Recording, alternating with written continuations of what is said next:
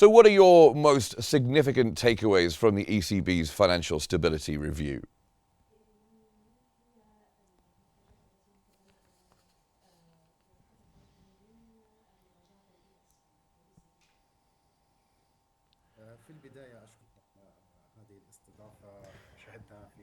Thank you so much for hosting me. In fact, today we have found how the European Central Bank issued a number of decisions regarding fiscal stability.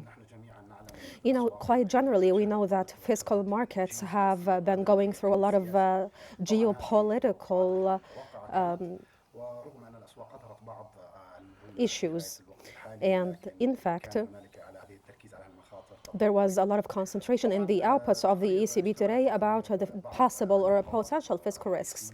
In fact, the report incorporated some major points regarding the Eurozone. They discussed or shed light on the fiscal weakness points witnessed by the Eurozone, specifically regarding the movement of global trade because of the tumultuous geopolitical situations happening and unfolding right now in the world. The general report as well incorporated some other points, including the tumultuous fluctuations that happened recently in the fiscal market, and they as well spoke about some sovereign loans or sovereign debts that are afflicting a lot of countries, in fact, and the report as well shed light on some credit risks relating to some states, and as well the report spoke about electronic commerce and how it negatively affected real estate market. And as well, the report issued a number of recommendations specifically as that relates to the Eurozone. And what do you think the ECB's assessment is of the impact of US President-elect Donald Trump and his proposed tariff policies? What do you think their assessment of that is?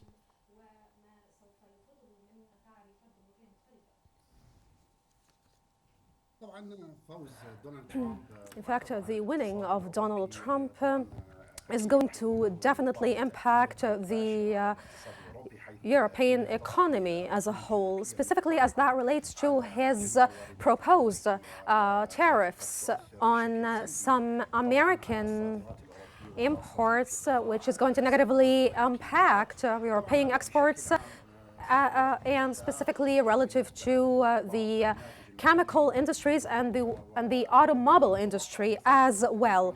And we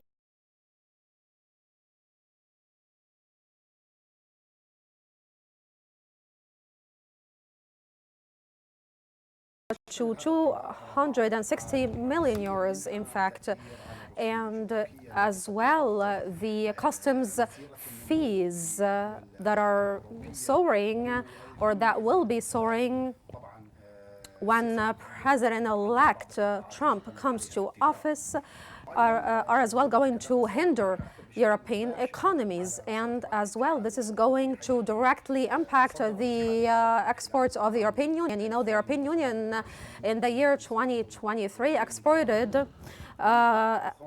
with a total amount of 500 and 200 million euros.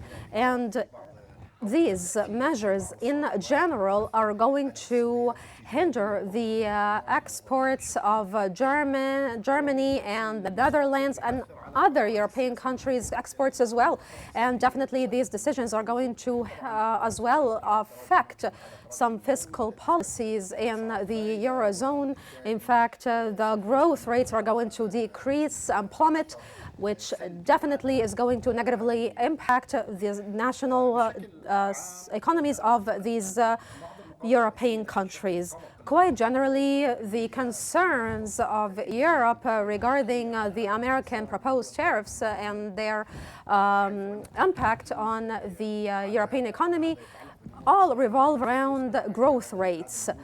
Because, you know, the growth of European economies right now is something quite nebulous, specifically because of the geopolitical tensions that are happening. As well, European states are perceiving that they might go through a lot of trade issues and maybe replicate the trade war that happened with China in the past, or something similar to that could happen. And in the case of the ECB's response, directly, since it's the legislative authority in this region. In fact, there is geo-economic division in these among Central European banks, and they're going to operationalize some measures in order to increase interest rates.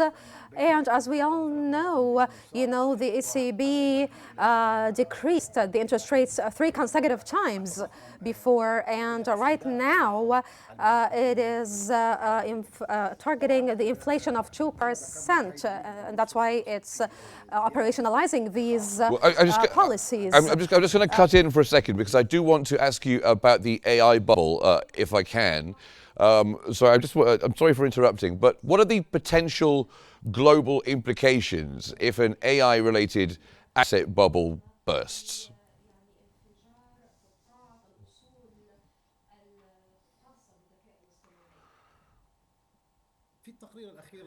In the most recent report issued by the ECB, this report warned of a potential burst of AI asset and bubble. And in fact, this report has a number of pivotal points regarding that specific subject. In fact, some data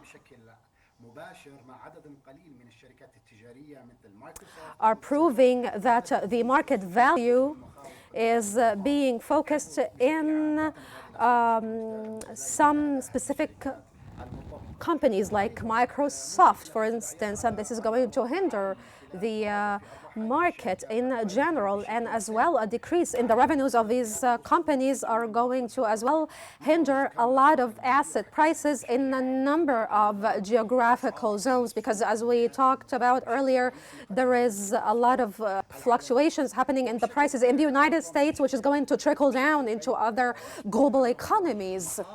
And as well, there are a lot of investment risks